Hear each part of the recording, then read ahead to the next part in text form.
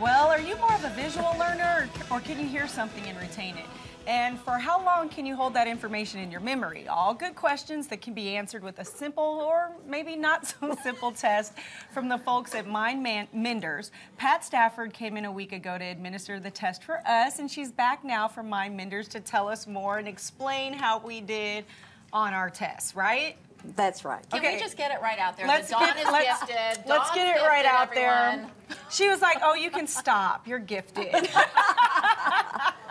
So, but interestingly enough, you do these tests so you can see where people's strengths and weaknesses are. That's right. It might help figure out what sort of profession you should be in or where you need to train your brain, right? It can be used to decide a career path, that is for sure. But it also, like you said, shows the gifts and the weak areas.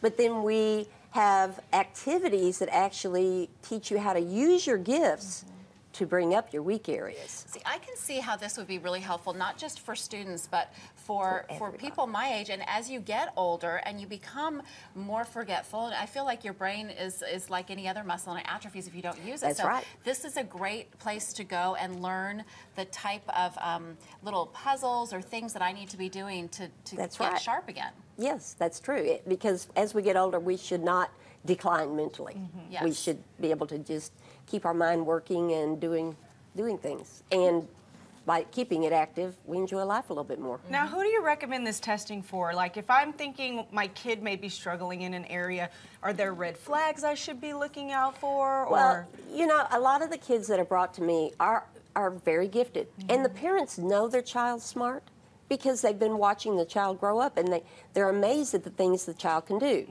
Then they start school, and they're not successful. And the parent's like, I don't get it. My child's smart, maybe even makes a high score on the IQ test. Why can't they turn that around and show us in school that they're smart? But we all learn differently, It right? is a different kind of learning. To be successful in school, you have to be very good at semantic learning.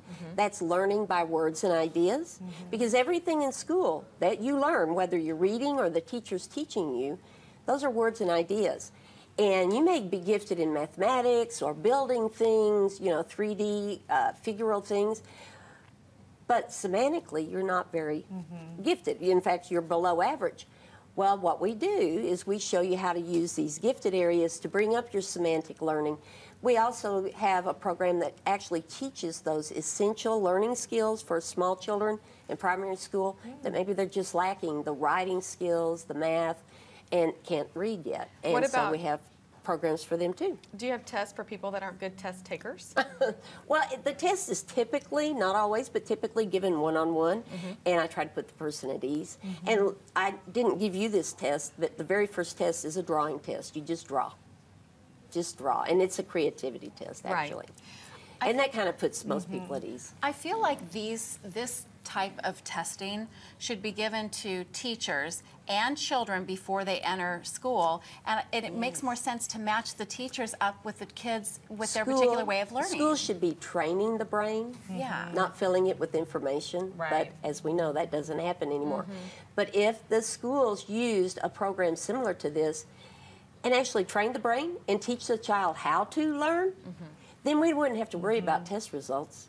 You know, because they would do well on the test. And they would be able to understand what the teacher's teaching, remember it long enough to store it long term, use that new information to problem solve and create. That's what you want. And no one learns the same, like she was kind of mentioning. And there was one test on here, and you said to me, you know, I closed my eyes and I'm actually trying to visualize the numbers because I'm a visual learner, and you can tell those things when administering these tests, right? Definitely. There are a lot of things I pick up on while the person's taking the test. Interesting. So interesting. I love all of this, and it seems like it can certainly benefit our kids.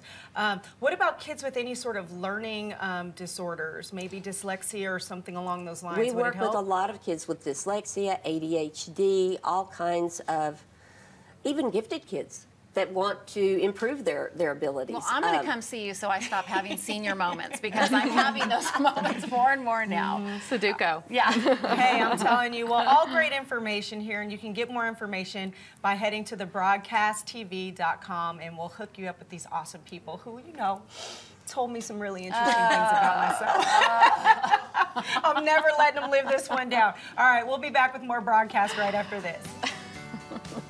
Do you love it? And you're pretty. Do you love it?